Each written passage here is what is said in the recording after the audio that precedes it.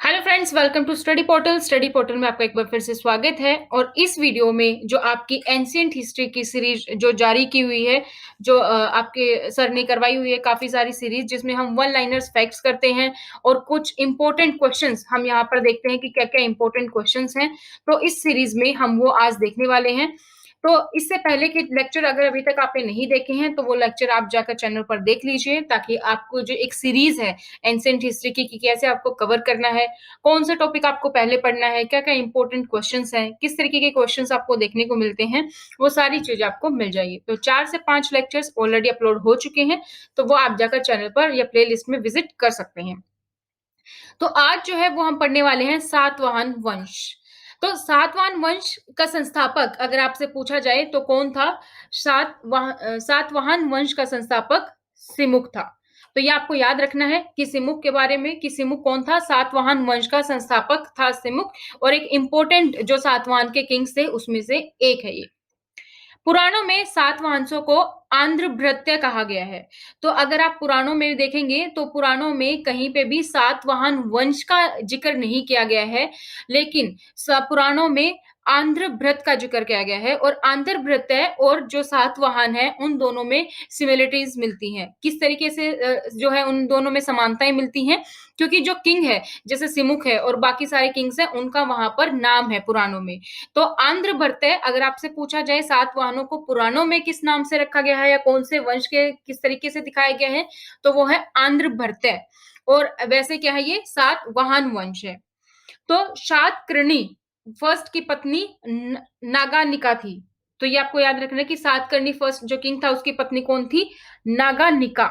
तो नागानिका ने नानाघाट अभिलेख बनवाया था। तो नानाघाट अभिलेख से ये पता चलता है कि सातकर्णी वंश के फर्स्ट के 2 अश्वमेध यज्ञ किया और इस अवसर पर ब्राह्मणों को भूमि दान दिया। तो अश्वमेध यज्ञ होते थे उस टाइम पे, और जो है ब्राह्मणों को भूमि दान दी जाती थी। ब्राह्मणों को भूमि दान दे दी, वो उनके अंडर रहती थी।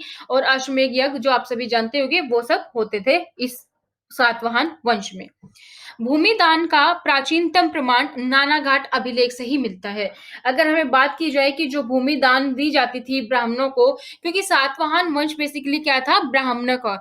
जब जो क्षत्रिय था, हमारा क्षत्रिय जो कुल होता है, 4 वर्ण होते हैं, तो क्षत्रिय जब उनका जो है एक तरीके से उनका शासन जा रहा था तो धीरे-धीरे, और ब्राह्मणों को एक तरीके से अलग एक किनारे कर दिया गया था। तो ब्राह्मण जो निकल के आए थे कि ब्राह्मणों ने अपनी एक अलग पहचान बनाने के लिए, तो ये ब्राह्मणों का बेसिकली वंश था, ब्राह्मणों से ये इंस्पायर था। तो ब्राह्मणों को भूमि दान की जाती थी। तो भूमि दान का जो अगर आपसे पूछा जाए कि कहाँ प्रमाण मिलता है, कहाँ देखने को मिलता है, तो ये नानाघाट अभिलेख है। और नानाघाट अभिलेख किसने बनवाया? नागानिका ने। और नागानिका कौन थी? सातकर्णी फर्स्ट की पत्नी थी। सातवाहन राजा हाल विद्वान थे। एक हाल भी ये एक इंपॉर्टेंट किंग है, इसके बारे में भी आपको नीचे बहुत सारा चीजें पता चलेंगी। तो सातवाहन राजा हाल विद्वान थे।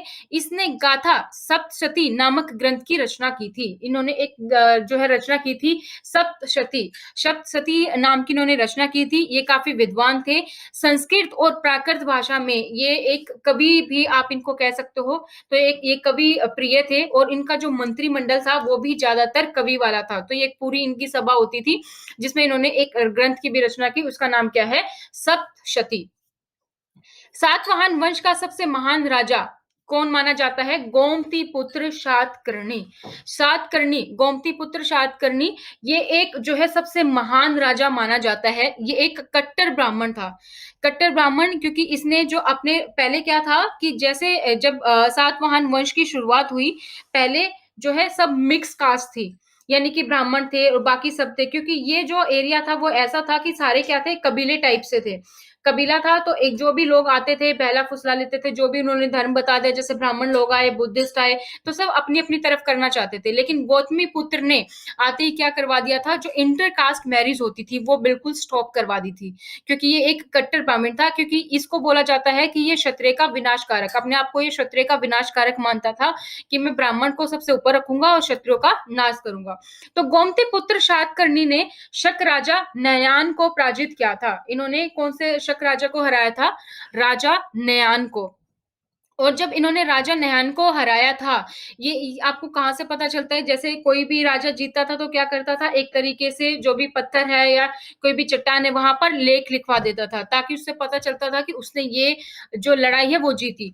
लेकिन गोमती पुत्र सातकर्णी ने क्या किया था कि जो राजा नहान के टाइम पे जो सिक्के थे, उनके जो सिक्के थे ऑलरेडी वो पंच थे, इन्होंने गोमती पुत्र ने उस पे अपना ही एक अलग से पंच करवा दिया था, उन्हीं सिक्कों पे दोबारा पंच, यानी कि उस राजा को उन्होंने हरा दिया ये पहचान बनाने के लिए। तो ये इन्होंने कुछ एक अलग किया था, जो बाकी राजा क्या करते थे, लिखवा देते थे, कहीं पे भी अभिलेख लिखवा दिया कि ये इन्होंने जीता या ये जमीन उनकी है। गोमती पुत्र सातकर्णी ने बौद्धों को भी भूमि निदान की। गौतमी पुत्र सातकर्णी ने ना सिर्फ ब्राह्मणों को बल्कि बौद्ध को भी भूमि दान की। और इस टाइम पे क्या होता था, सातवाहन में ब्राह्मणों को और बौद्धों को, बुद्धिस्ट जो थे, बुद्धिस्ट मोंग, उन सबको भूमि दान दी जाती थी और वो भूमि टैक्स फ्री होती थी। टैक्स फ्री की, उस पे कोई भी मतलब अपना टैक्स नहीं लिया जाएगा उससे, और वो ब्राह्मण या वो बौद्ध उस भूमि की देखरेख करेंगे। वशिष्ठी पुत्र पुलमुखी शक राजा रुद्र दामन से जो है पराजित हुआ। जो वशिष्ठ पुत्री पुलमुखी था वो शक राजा रुद्र दामन से हार गया। ऊपर क्या किया था, गोमती पुत्र सातकर्णी ने शक राजा को हराया था, लेकिन अब एक सातवाहन जो वंश का राजा है वो एक शक राजा से हार गया, जबकि यह रुद्र दामन का दामाद था। और ये कौन था, रुद्र दामन का दामाद था। तो इनके बीच में क्या होगी, मैट्रिमोनियल अलायंस। सातवाहनों की राजधानी गोदावरी नदी के तट पर स्थित प्रतिष्ठान है।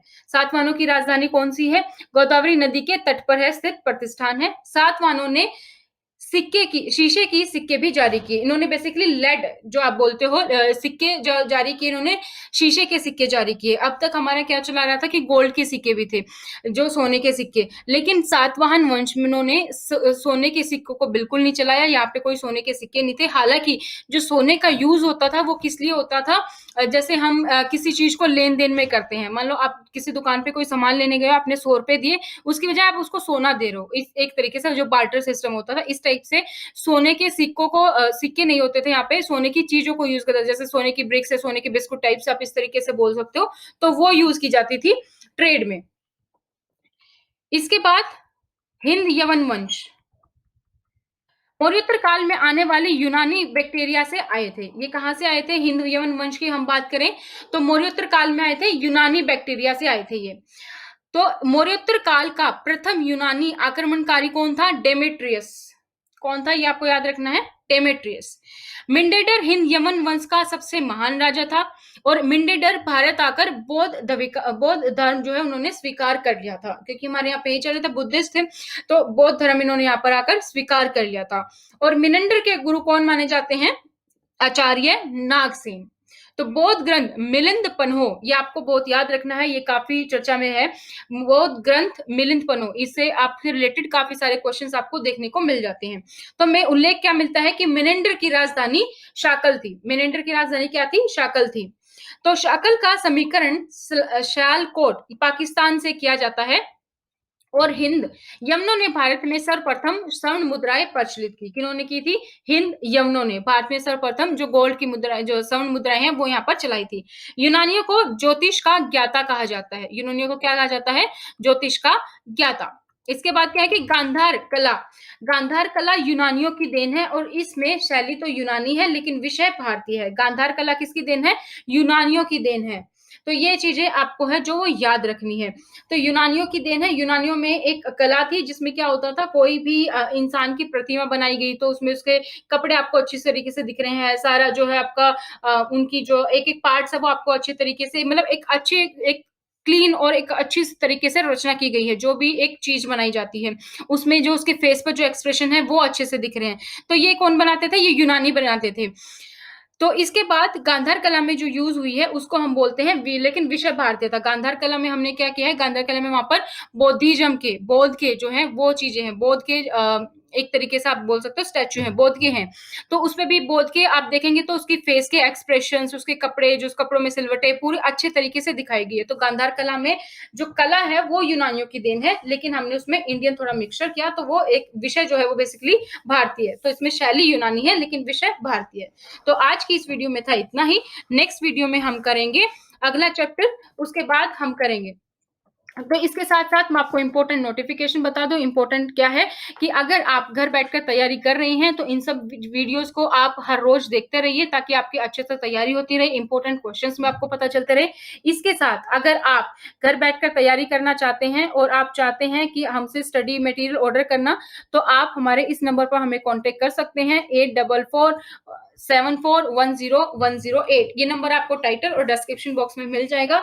ये नंबर आप स्टडी पोर्टल या डॉक्टर विजय सर के नाम से सेव कर सकते हैं। तो आज की वीडियो में इतना ही, नेक्स्ट वीडियो में फिर मिलेंगे। अभी तक अगर आपने चैनल को सब्सक्राइब नहीं किया तो चैनल को सब्सक्राइब कर लीजिए, साथ में बेल आइकन को प्रेस करना ना